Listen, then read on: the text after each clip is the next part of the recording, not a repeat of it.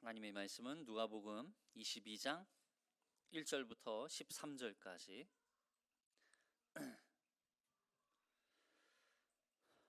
함께 봉독하겠습니다. 유월절이라 하는 무교절이 다가오매 대제사장들과 서기관들이 예수를 무슨 방도로 죽일까 궁리하니 이는 그들이 백성을 두려워함이더라. 열둘 중에 하나인 가룟인이라 부르는 유다에게 사탄이 들어가니 이에 유다가 대제사장들과 성전 경비대장들에게 가서 예수를 넘겨줄 방도를 의논하매 그들이 기뻐하여 돈을 주기로 언약하는지라. 유다가 허락하고 예수를 무리가 없을 때 넘겨줄 기회를 찾더라.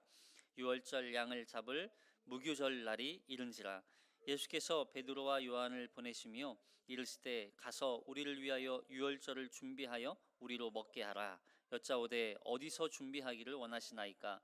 이르시되 보라, 너희가 성내로 들어가면 물 한 둥이를 가지고 가는 사람을 만나리니 그가 들어가는 집으로 따라 들어가서 그 집 주인에게 이르되 선생님이여, 내게 하는 말씀이 내가 내 제자들과 함께 유월절을 먹을 객실이 어디 있느냐 하시더라 하라. 그리하면 그가 자리를 마련한 큰 다락방을 보이리니 거기서 준비하라 하시니 그들이 나가 그 하신 말씀대로 만나 유월절을 준비하니라. 아멘.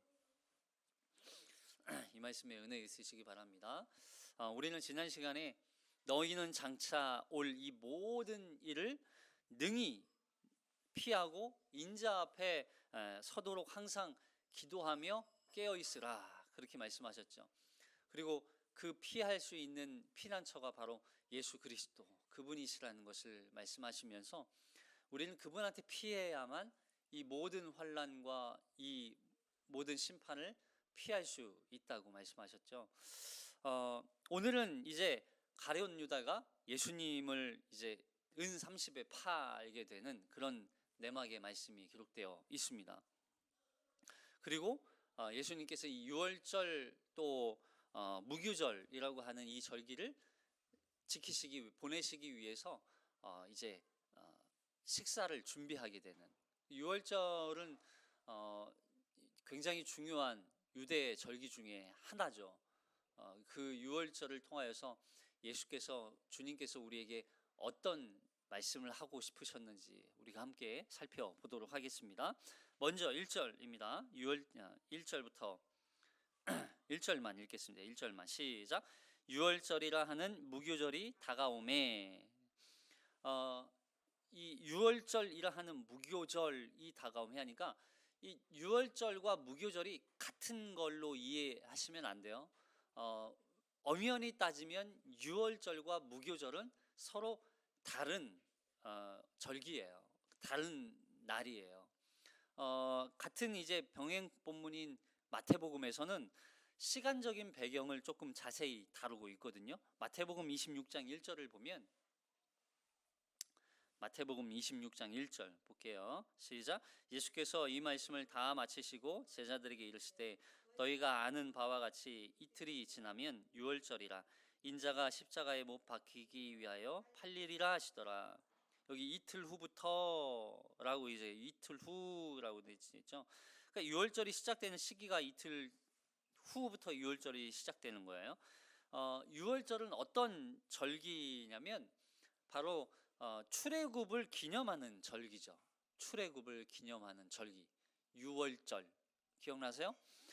출애굽 때 당시 이 니산월이라고 하는데 1월이에요. 1월 10일. 그러니까 1월 10일에 이 1월 10일에는 먼저 어린 양을 식구 수대로 준비를 합니다. 식구 수대로 준비를 하는 거예요. 5명이면 5마리를 준비해야 되는 거죠. 그리고 잘 보관하고 있다가 14일이면 저녁 해 질 무렵에, 저녁부터 이 다음 날이 시작되는 개념이기 때문에 이 유대인들은 저녁이 되기 전, 저녁 될 무렵에 이 양을 잡습니다. 이제 잡을 때 다리를 꺾지 않고, 그리고 가죽을 벗기고 통째로 구우죠. 통째로 다. 내장까지 다 구워서 머리까지 다 구워서 먹어요. 그렇게 먹는 절기가 이제 유월절이 시작되는 거예요. 그러니까 유월절의 시작은 어린 양을 준비하면서부터 이 고기를 먹을 때까지가 유월절의 어떤 절기 기간인 거예요.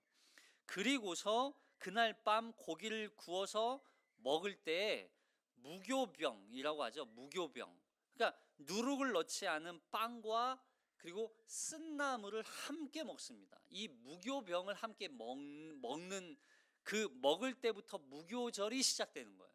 그래서 유월절과 무교절이 함께 연결되어 있는 거죠. 엄연히 따지면 큰 맥락 속으로는 유월절이 무교절하고 연결되어져 있는 거예요. 그리고 이 음식을 먹을 때 허리에 그 띠를 띠고 신을 신고 손에 지팡이를 잡고 급히 먹어라 그랬죠. 급히 먹어라. 급히 먹을 이유는 뭐였어요? 지금 이 애굽을 탈출해 나가야 할 긴박성을 보여주는 것이었어요. 그것을 통해서 그날 밤에 이 애굽 땅에 내려졌던 이 장자의 재앙을 피할 수 있게 되는 것이었죠. 그래서 이 유월절이라고 하는 것은 그냥 유월 지나간다, 패스오버. 그래서 유월, 그래서 지나간다고 해서 유월이라는 의미를 담고 있었던 거예요. 물론 이제 어린 양의 피를 문설주와 임방에 발라야만 했을 때죠. 결국 이 유월절은 그 어린 양의 피를 바른 자, 문설주와 임방에 바른 자, 그리고 그 어린 양의 피를 먹은 자가 장자의 죽음으로부터 패스오버, 지나가게 되는, 죽음을 지나가게 된다는 의미를 담고 있었던 거예요. 그래서 유월절은 죽음으로부터 생명을 얻게 된 사건을 기억하는 절기였어요. 기념하는 절기였어요. 그것을 위해서 예수님께서 친히 제물인 이 어린 양으로 이 땅에 오신 거죠. 그리고 그 십자가에 달려 죽으심으로 말미암아 제물로서의 그 하나님께 합당하게 여겨졌다는 거예요. 그래서 다 이루었다 그랬어요. 다 이루었다. 하나님께서 받으실 만하게 해줬다.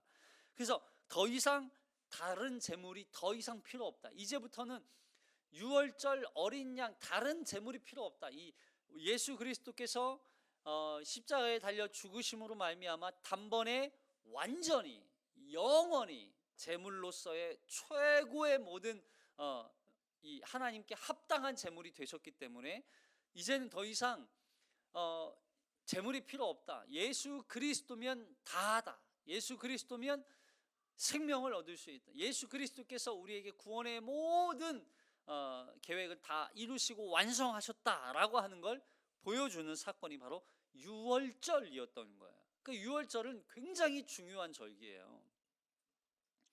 그리고 이 14일 밤부터 일주일 동안 누룩을 넣지 않은 빵을 그때부터 먹기 시작하죠.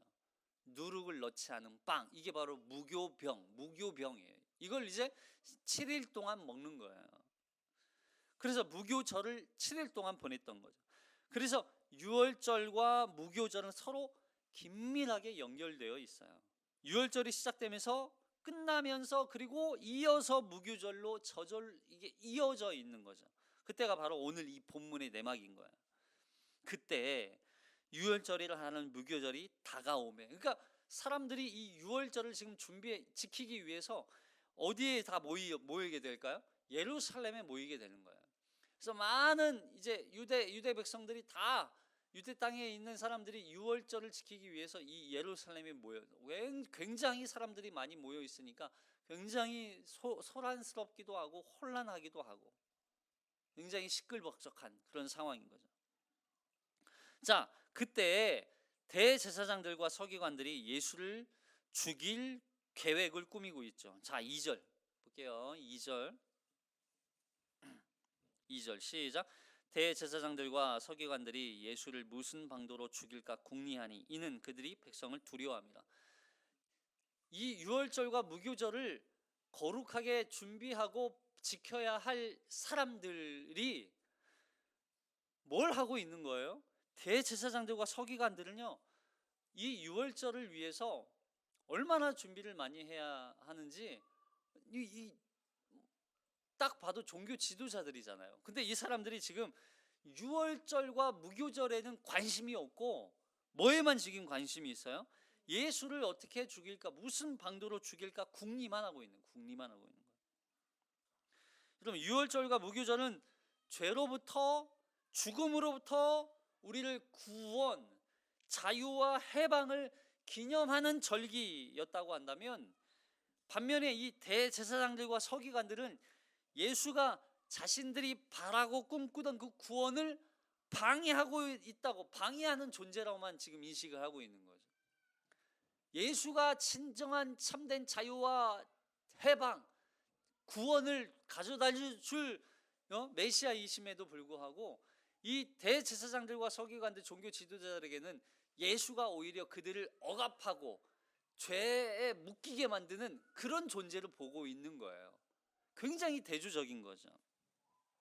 참 아이러니하게도 이들의 눈에는 유월절과 무교절의 중심이 되시는 예수 그리스도는 보이지 않고, 오히려 이들의 눈에는 이 백성들만 보이는 거예요. 백성들이 이 예수를 쫓아다니니까, 많은 사람들이 예수를 따라다니니까 그들이 예수를 그냥 공개적으로 질타하고 질책하고 공격하면 백성들이 자신들을 안 좋게 보고, 또 예수를 따라다니는 사람들에 의해서 그들이 공격당할까봐 오히려 백성들을 두려워하고 있어요. 누구를 두려워해야 돼요? 사실은 하나님, 예수 그리스도를 두려워해야 하는 자들이 오히려 그들의 눈에는 콩깍지가 씌어가지고 오히려 백성들을 두려워하고 있는 이 아이러니한 상황을 보라는 거예요. 뭐에 지금 눈이 멀어서? 자신들의 안위와 평안과 목적을 이루기 위해서. 자, 유월절과 무교절을 완성하기 위해서 오신 분이 바로 예수님이라는 것을 그들은 깨닫지 못하고 있는 거예요. 여기 인자가 십자가에 못 박히기 위해서 팔리리라 이렇게 말씀하시잖아요. 인자가 이틀이 지나면 유월절이라, 인자가 십자가에 못 박히기 위하여 팔리리라.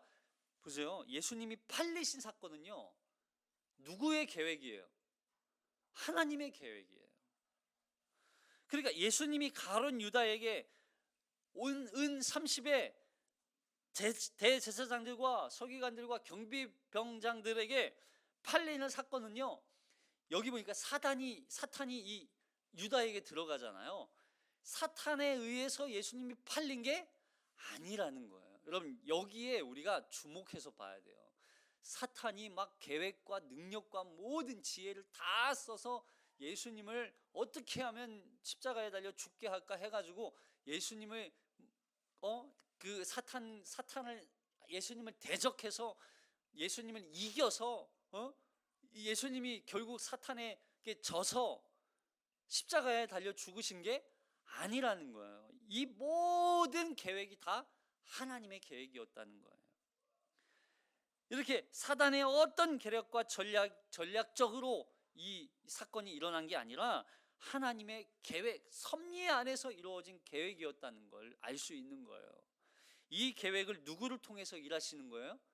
가룟 유다를 통해서 일하시는 것 뿐인 거예요. 여기에 너무 의미를 많이 두면 안 돼요. 자, 3절 볼게요.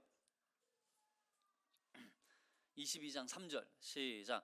12 중에 하나인 가룟인이라 부르는 유다에게 사탄이 들어가니. 그러니까 가룟 유다에게 사탄이 들어간 것은, 사탄이 예수님을 죽이기 위한 어떤 지혜와 능력과 어떤 자신의 모든 걸 동원해서 이 계획을 완성했다는 그런 뜻이 아니라는 거예요. 이미 하나님의 섭리 가운데 자기가 예수님이 팔리실 것을 이미 알고 있었고 그렇게 팔리게 되도록 하셨다는 거예요. 그래서 절대적인 하나님의 섭리 가운데 이루어진 사건이라는 걸 기억해야 돼요. 결국 유다는 하나님의 구원의 역사를 이루기 위해서 잠깐 쓰임받은 도구였던 것뿐이에요. 그러니까 여기에 가룟 유다에게 사탄이 들어갔다는 말이 너무 어떤 막 우리가 예수에게 집중하지 않으면 돈을 많이 욕심을 내면 우리 안에도 사탄이 들어와서 우리가 예수를 팔게 될 것이다. 여러분, 그런 의미로 이렇게 너무 의미를 많이 두면 여기서 본질적인 의미를 놓치게 되는 거죠. 물론 우리도 그런 죄에 빠질 수 있어요. 우리가 유다 같은 존재로 빠질 수 있어요.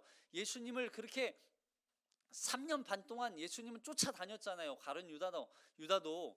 근데 3년 반 동안 쫓아다녀봤지만 자신의 이익과 맞지 않고 또 자신의 이익대로 되지 않으니까 결국 예수를 팔아버리는, 그런 배교하게 되는, 떠나게 되는, 배반하게 되는 그런 존재가 우리도 될 수 있어요. 그러나 원래부터 우리는 그런 존재였던 것이지, 우리 안에 사탄의 역사가 우리를 사로잡아서, 여러분, 사탄은 우리를 절대적으로 우리에게 직접적으로 해를 끼치지 못한다는 걸 기억하셔야 돼요. 자, 이 모든 것이 다 하나님은 사탄도 이용하셔서 인류의 이 구원이라고 하는 계획을 완성하시는 분이시다 하는 걸 기억하셔야 돼요.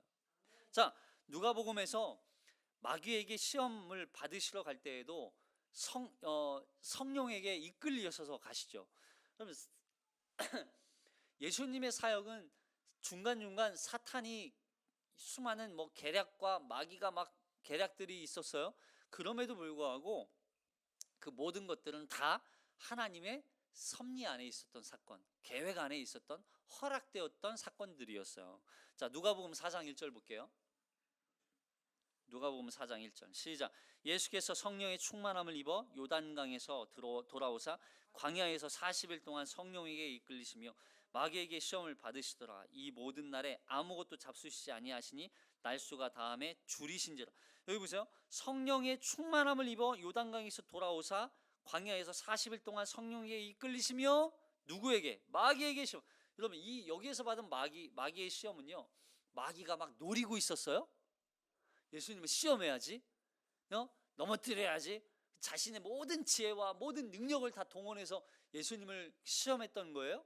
성령에게 이끌리시어라고 하는 표현을 잘 보셔야 돼요. 그래서 이것 또한 결국 하나님의 계획이었었던 거예요.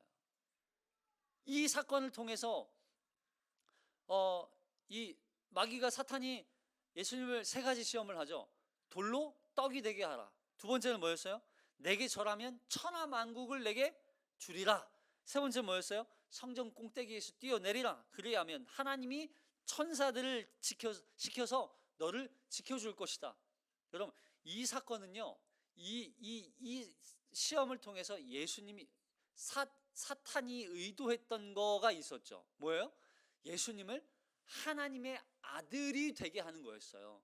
신적인 존재로 만드는 게 목적이었던 거예요.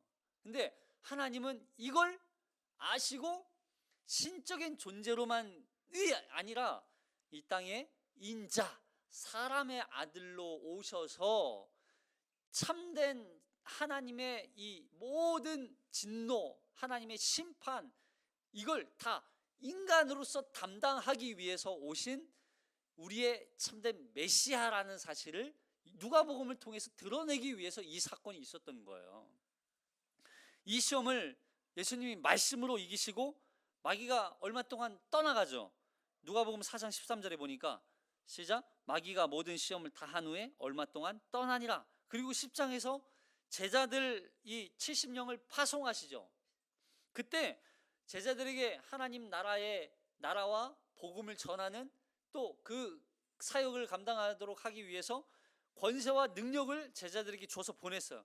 그리고 그들이 복음을 전하자 사탄이 하늘로부터 번개같이 떨어지는 것을 보았다고 말씀하세요. 그리고 그 이후에 오늘 사탄이 등장하는 거예요. 물론 중간중간 사탄의 어떤 계략들이 있었겠죠. 잠시 떠나가고 결박된 것 같던 이 사탄이 다시 예수님의 사역을 맡기 위해서 이 계략을 꾸미고 있는 것처럼 보여요. 그러나 결국 이 모든 일들은 하나님의 절대적인 섭리 속에서 있었다는 것을 우리는 기억해야 되는 거예요. 두려워하지 마세요. 사탄은 우리를 넘어뜨리거나 우리를 직접적으로 우리에게 해를 끼칠 수 있는 존재가 아니라는 거예요. 누가 우리를 보호하고 계세요? 하나님이 우리를 보호하고 계세요. 그러나 그럼에도 불구하고 사탄의 어떤 그런 유혹들 앞에 거짓으로 우리를 유혹하고 우리가 넘어지도록 우리에게 헛된 것을 품게 하는 그런 마음을 우리에게 주는 거예요. 이 요한복음에서 이 가룟 유다에게 사탄이 마음을, 예수를 팔고자 하는 마음을 심어주었더라 이렇게 말하잖아요. 이 표현이 그런 거예요. 그런 마음을 우리에게 주는 것뿐이죠. 근데 보세요, 그렇다고 해서 우리가 거기에 다 넘어지느냐? 그 유혹이 왔을 때 여러분 다 넘어진 게 아니라니까요. 12제자 중에 가룟 유다였어요. 가룟 유다가 제일 악해서 이런 유혹을 받은 거예요? 아니에요. 11명의 다른 제자들도 이런 유혹들이 있었을 거예요. 그러나 그들은 그럼에도 불구하고 끝까지 예수 그리스도를 믿고 붙들고 의지했던 거예요. 그리고 가룟 유다는요, 거기에 그냥 허용되어진 거죠. 허용되어진 거. 결국 유다가 종교 지도자들의 계획에 거기에 그 유혹을 뿌리치지 못하고 결국 넘어지게 된 거죠. 거기에 함께 하게 되는 거죠. 자, 여기 22장 4절 22장 4절 시작. 이에 유다가 대제사장들과 성전 경비대장들에게 가서 너희 예수를 넘겨줄 방도를 의논하매 그들이 기뻐하여 돈을 주기로 언약하는지라. 유다가 허락하고 예수를 무리가 없을 때 넘겨줄 기회를 찾더라. 유다는 언제 예수님을 향해서 변절했을까요? 그리고 언제 예수님을 팔 결심을 했을까요? 그래서 말씀을 우리가 다른 병행 본문들을 같이 봐야 돼요. 자, 마태복음에 보면 베다니에서 한 여자가 예수님께 예수님의 머리에 아주 비싼 향유를 붓죠. 기억나세요? 베다니에서 한 여인이 예수님께 머리에 그 발에 비싼 향유를 부어요. 그 장면에서 우리가 이 사건을 유추할 수 있어요. 마태복음 26장 6절에 보면 자, 26장 6절 마태복음 시작. 예수께서 베다니 나병 환자 시몬의 집에 계실 때 한 여자가 매우 귀한 향유 한 옥합을 가지고 나와서 식사하시는 예수의 머리에 부으니 제자들이 보고 분개하여 이르되 무슨 의도로 이것을 허비하느냐? 이것을 비싼 값에 팔아 가난한 자들에게 줄 수 있었겠도다 하거늘 예수께서 아시고 그들에게 이르시되 너희가 어찌하여 이 여자를 괴롭게 하느냐? 그가 내게 좋은 일을 하였으니라. 가난한 자들은 항상 너희와 함께 있거니와 나는 항상 함께 있지 아니하리라. 이 여자가 내 몸에 향유를 부은 것은 내 장례를 위함이라. 내가 진실로 너희에게 이르노니 온 천하에 어디서든지 이 복음이 전파되는 곳에서는 이 여자가 행한 일도 말하여 그를 기억하리라 하시니라. 그때 12 중에 하나인 가룟 유다라 하는 자가 대제사장들에게 가서 말하되 내가 예수를 너희에게 넘겨주리니 얼마나 주려느냐 하니 그들이 은 30을 달아 주거늘 그가 그때부터 예수를 넘겨줄 기회를 찾더라. 보세요. 그러니까 유다는 예수님의 몸에 향유를 붓는 것이 굉장히 낭비하는 거라고 생각했어요. 근데 여기 보니까 다른 제자들도 마찬가지였어요. 다른 제자들도 분개했어요. 막 화가 나가지고 이 여인을 막 치기 직전인 거예요. 이 여인을 향해서 화를 쏟아 붓기 직전인 거예요. 근데 다른 제자들은 그렇게 하고 넘어갔어요. 그래도 그 안에 분개함이 있긴 있었지만, 근데 유다는요? 유다는 어떻게 했어요? 그때 12 중에 하나인 가룟 유다 하는 자가 대제사장들에게 가서 말하되 내가 예수를 너희에게 넘겨주리니 얼마나 주려느냐. 그 분개가 있으니까 막 그걸 가지고 그 화를 누구에게 간 거예요? 결국 대제사장들에게 팔기로 그때부터 결심을 한 거예요. 보세요. 무슨 차이예요? 그걸 품고 실행에 옮기는 것과 그걸 품고 예수를 그냥 의지하고 있는 것과 완전히 차이가 달라지는 거예요. 이해되세요? 결국 예수님의 예수님을 따라다녔던 이 가룟 유다는요, 이 예수님께 향유를 붓는 모습을 통해서 예수님이 나의 장례를 준비하는 것이라. 뭐? 나의 장사? 예수님이 죽는다고? 내가 따라다녔던 그 예수가 죽는다고? 아니, 예수가 이것밖에 안 되는 존재였어? 내가 그렇게 따라다녔던 예수가 죽는 존재였어? 그리고 그 비싼 향유를 예수의 몸에 붓고 허비해 버리는, 그냥 허비잖아요. 완전히 그냥 쓸모없는 곳에서 허비해 버리잖아요. 이렇게 비싼 향유조차 허비해 버리는 그런 존재란 말이야 라고 하는 데서 온 실망과 충격이 있었던 거죠. 여러분, 이 향유는 당시 가치로는 300데나리온. 300데나리온은 노동자의 1년치, 1년 동안 열심히 일을 해야 얻을 수 있는 가치예요. 돈이에요. 그러니까 오늘날로 200만 원이 한 달 월급이다 따지면 1년 동안 일을 하면 2,400만 원이죠. 2,400만 원 어치의 향유, 그 향유를 깨뜨려서 예수님의 머리에 부었다는 거죠. 엄청난 허비라고 생각하는 거죠. 그 안에 담겨 있는 참된 본질적인 의미는 이해하지 못한 채 그 돈에 대한 가치만 그들에게는 중요했던 거예요. 이것을 한순간에 낭비해버린 것에 대한 실망과 분노가 일어났던 거예요. 그것을 사탄이 이용한 거죠.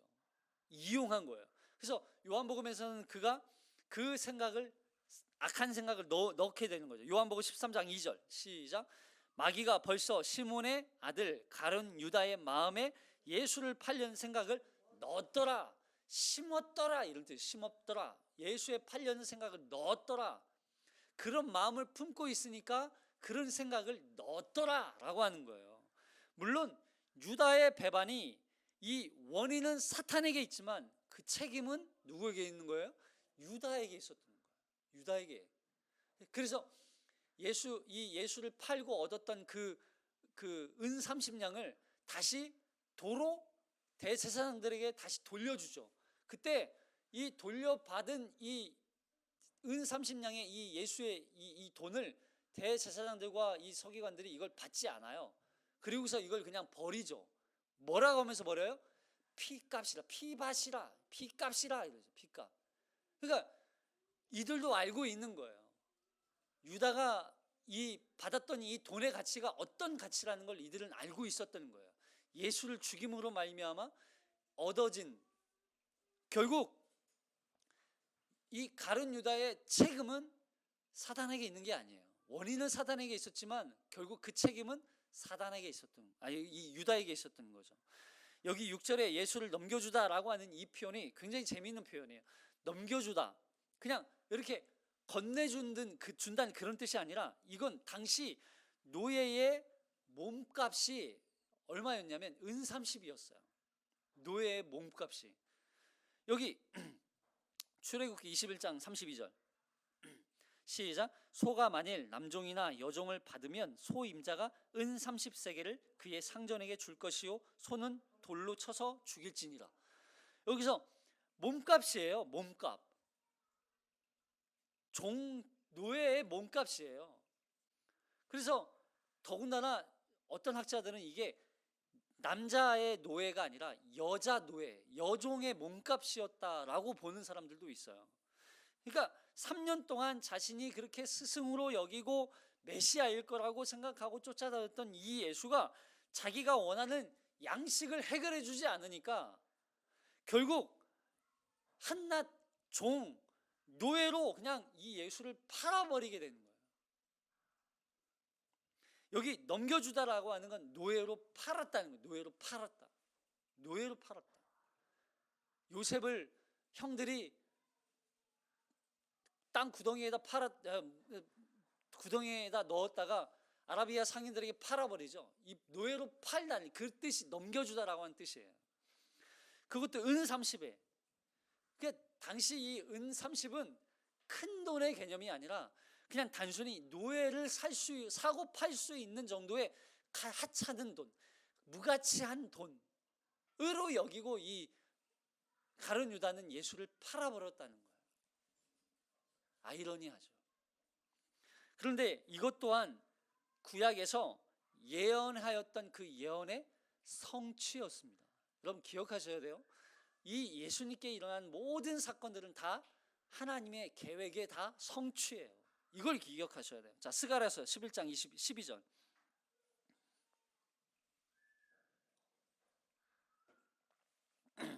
스가랴서 11장 12절 시작. 내가 그들에게 이르되 너희가 좋게 여기거든 내 품삯을 내게 주고 그렇지 아니하거든 그만두라. 그들이 은 30개를 달아서 내 품삯을 삼은지라. 여기 결국 예수님이 결국 가룟 유다에 의해서 대제사장들과 서기관들 그리고 종교 지도자들에게 팔리고 십자가에 달려 죽게 되는 이 모든 이야기의 계획은 다 하나님의 계획이었고 하나님의 섭리 가운데 나타났던 사건들이었다는 거예요. 이걸 이루기 위해서 지금 누구를 쓰고 계신 거예요? 가룟 유다를 사용하고 있고 그리고 대제사장들을 사용하고 계신 거예요. 근데 그럼에도 불구하고 이들은 그들이 행하고 있는 그 행동들이 어떤 결과를 가져올지 어떤 의미인지 전혀 깨닫지 못하고 있는 거예요. 이것이 바로 이들에게 임하였던 하나님의 진노의 심판이나 마찬가지였던 거죠. 무지함, 깨닫지 못함, 그리고 그들에게 대해 임할 그 심판, 이게 바로 결국 이들에게 임했던 심판의 결과라는 것이죠. 그러면서 예수님은 그럼에도 불구하고 이 유월절 절기를 지키기 위해서 제자들에게 준비하라 시키시죠. 자, 7절부터 볼게요. 13절까지. 무슨 수단 방법을 다 동원하더라도 결국 이 예수님께서 유월절 어린 양으로 오신 이 사건을 그 어떤 누구도 어떤 존재도 막을 수 없다는 걸 보여주는 거예요. 자, 7절부터 13절 시작. 유월절 양을 잡을 무교절 날이 이른지라 예수께서 베드로와 요한을 보내시며 이르되 가서 우리를 위하여 유월절을 준비하여 우리로 먹게 하라. 여짜오되 어디서 준비하기를 원하시나이까? 이르시되 보라 너희가 성내로 들어가면 물 한 동이를 가지고 가는 사람을 만나리니 그가 들어가는 집으로 따라 들어가서 그 집 주인에게 이르되 선생님이여 내게 하는 말씀이 내가 내 제자들과 함께 유월절을 먹을 객실이 어디 있느냐 하시더라 하라. 그리하면 그가 자리를 마련한 큰 다락방을 보이리니 거기서 준비하라 하시니 그들이 나가 그 하신 말씀대로 만나 유월절을 준비하니라. 보세요. 계속 여기에 준비하고 준비하라 준비하니라 계속 반복되죠. 뭐예요? 유월절을 준비하라는 거예요. 유월절을 준비하라는 거예요. 여러분 우리의 유월절을 준비하라는 거예요. 여기 베드로와 요한을 보내시면서 유월절을 준비하게 하세요. 앞서서 말씀드린 것처럼 유월절에 어린 양을 잡아서 그 피를 문설주와 임방에 바르고 그날 밤에 그 고기를 구워서 무교병 누룩을 넣지 않은 빵과 그리고 쓴 나물을 먹어요. 허리에 허리띠를 띠고 신을 신고 지팡이를 들고 이 고기를 먹어요. 이걸 먹는 걸 매년 하는 거예요. 유대 백성들은 예루살렘에서. 그러니까 제자들과 모여 식사할 수 있는 장소가 필요했던 거죠. 그래서 그 장소를 잡아야 할 장소가 필요했고 또 잡아야 할 양도 필요했어요. 12명의 제자 그리고 예수 그리스도. 몇 마리가 필요한가요? 13마리. 그리고 무교병과 쓴 나물도 필요하고 고기를 구울 수 있는 도구들도 필요하겠죠. 이 모든 것들을 준비하게 하시는 거예요. 여러분 이걸 준비하면서 이들이 무슨 생각을 하겠냐는 거예요. 여러분 준비하는 기간이 곧 그 예식에 참여하는 거하고 같은 의미예요. 근데 베드로와 요한이 어디서 준비합니까? 물어요. 왜냐하면 알지 못하죠. 어디 장소가 있는 것도 아니고 어디 도구들이 막 널려 있는 것도 아니고 뭐 가져오기만 하면 되는 게 아니잖아요. 그래서 예수님께 묻죠. 어디서 준비합니까? 그러자 예수님께서 이 유월절에는 예루살렘 성 안에 여관이나 이 집집마다 이 구하는 사람들이 굉장히 많이 있기 때문에 쉽게 구할 수가 없어요. 장소를 구한다는 게 어려운 거예요. 그런데 성에 들어가면 어떤 사람이 지나갈 거래요? 물 한 동이를 가지고 가는 사람을 만나게 될 거래요. 물 한 동이를 가지고 가는 사람.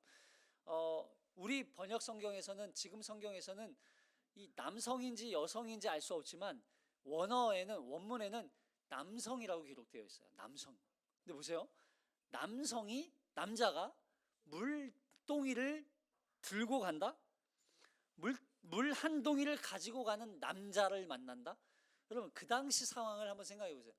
물을 남자가 많이 들고 갔을 것 같아요? 여자가 많이 들고 갔을 것 같아요? 주로 여자가 들고 다녔을 거예요. 네. 근데 물 한 동이를 들고 가는 남자를 만난다는 건 굉장히 특별한 일이겠죠. 이 이야기는 어떤 학자들은 이렇게 봐요. 물 한 동이를 들고 가는 남자, 이 남자는 아마도 에세네파 사람이었을 것이다. 왜냐하면 에세네파 사람들은 결혼을 하지 않고 또 이 경건한 생활을 하던 사람들이기 때문에 유월절 절기가 되면 예루살렘에 들어와서도 주로 혼자 사니까 남자들이 그 물을 들고 다녔을 거라는 거예요. 결혼을 했으면 아내가 들고 다녔겠지만, 근데 결혼하지 않은 에세네파 사람들, 경건한 에세네파 사람들이었기 때문에 예수 그리스도의 재림을 기대하고 예수 그리스도의 구원의 은혜를 사모하는, 메시아를 사모하는 사람들이었기 때문에 이 사람이 아마 에세네파 사람이 아니었을까 하는 추론을 해요. 물론 그것도 일리는 있어요. 어쨌든 그 사람을 만나면 그 사람이 가는 집으로 따라 들어가라 말씀하시는 거예요.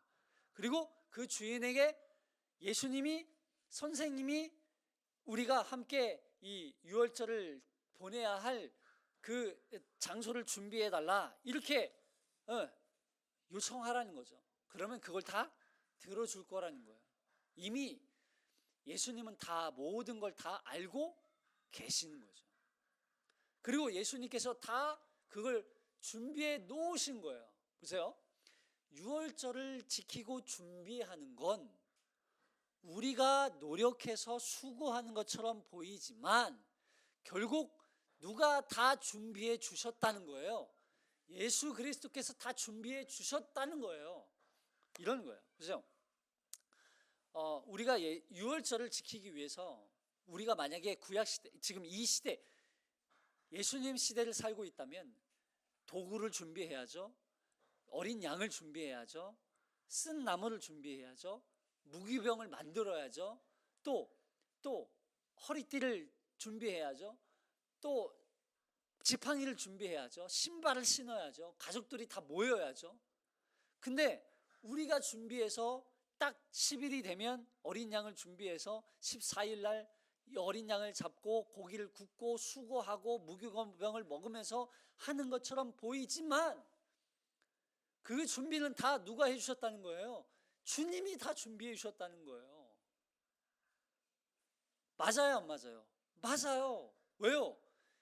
어린 양이신 예수 그리스도께서 이 땅에 오셔서 당신이 다 모든 걸 다 이루어 주셨기 때문에 우리는 그 예수께서 완성해 놓으신 그 구원에 믿음으로 참여하기만 하면 우리가 구원받은 백성이 된다는 얘기를 말씀하시는 거예요.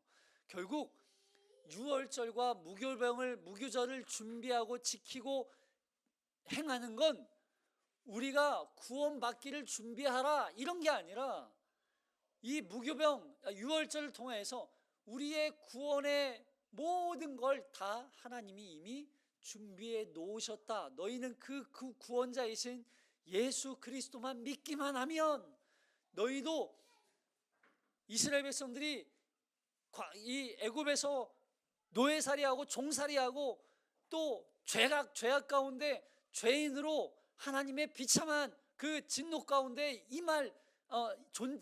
놓여 있었던 존재였지만, 그러나 하나님이 그리스도를 통하여서 완성해 놓으신 그 유월절을 통하여서 너희가 이미 구원받은 백성이 되었다라고 하는 걸 말씀해 주시는 거예요. 이게 얼마나 은혜예요. 우리가 유월절을 지키기 위해서 수고한 게 뭐 있어요? 우리가 구원받기 위해서 한 게 뭐 있어요? 이스라엘 백성들이 이 유월절을 지키기 위해서 한 건 아무것도 없어요. 말씀대로 순종한 것뿐이에요. 그러자 구원을 허락해 주신 거예요. 그래서 어떻게 알고 준비해 놓으셨을까? 이것이 유월절을 준비하는 사람의 태도예요. 우리가 유월절을 지키는 태도를 보시는 거예요. 여기서 유월절을 준비하는 사람들이 세 가지 부류가 있었죠. 앞에서 예수님을 잡아 죽이기 위해서 밤새도록 궁리만 하던 종교 지도자들. 하나는 뭐예요? 두 번째로 자신이 원하던 양식을 채워주지 않고 결국 얻지 못하게 되자 실망과 분노로 결국 예수를 넘기게 되는, 팔아 넘기는 그런 가룟 유다 같은 존재가 되고, 세 번째는 뭐예요? 유월절 어린 양으로 오신 그 예수가 준비해 놓으신 그 모든 구원의 은혜를 그냥 기쁨으로 영접하는 거, 기쁨으로 믿는 자들, 그 유월절 그 축복에 참여하게 되는 자들. 여러분, 우리는 누가 되어야 돼요? 그러면 종교 지도자들이에요? 가룟 유다예요? 아니죠. 바로 세 번째 부류의 사람이 되는 거예요. 그걸 완성해 놓으신 분이 바로 예수 그리스도다 하는 걸 말씀해 주시는 거예요. 여기에 객실을 준비해 놓잖아요. 여기서 말하는 객실은 여간 그런 개념이 아니에요. 자신의 집이에요. 자신의 집. 우리의 집을 내어드리는 거예요. 이 주인이 자신의 집을 내어드린다는 건 주인이 자기가 아니라 이제는 주님이 진정한 주인이시라는 걸 고백하는 거예요. 여러분, 유월절은요, 이제 이 집의 주인은 내가 아닙니다 라고 하는 고백을 하는 거예요. 그래서 주님, 이 집에 들어오셔서 참된 내가 이 땅에 종으로 살아가는, 노예로 살아가는 나를, 죄의 종으로 살아가는, 죽음의 종으로 살아가는 나를 해방시키셔서 내가 그 영원한 하나님 나라의 백성으로 나를 삼아주시고 이 집에 이 주인된 내 자리에서 내가 내려오고 이제는 주님이 주인이 되어 주시옵소서라고 하는 고백을 하는 게 유월절이에요. 그때 그 피를 바른 자는 패스오버, 죽음으로부터 지나가는 거예요. 십자가에 달려 죽으신 그 예수 그리스도의 피가 묻은 자는 지나가는 거예요. 영원한 생명을 얻게 되는 거예요. 이게 바로 유월절을 준비하는 거예요. 우리에게 날마다 매일매일이 유월절을 준비하는 기간입니다.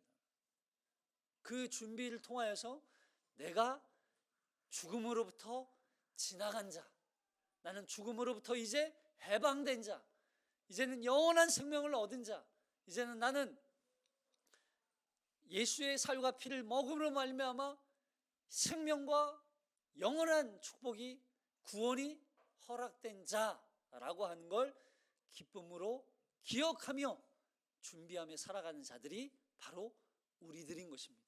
우리가 이것을 기억하며 유월절을 준비하듯 하루하루 한 주 동안 살아내는 우리가 되기를 주님의 이름으로 축복합니다. 기도하겠습니다.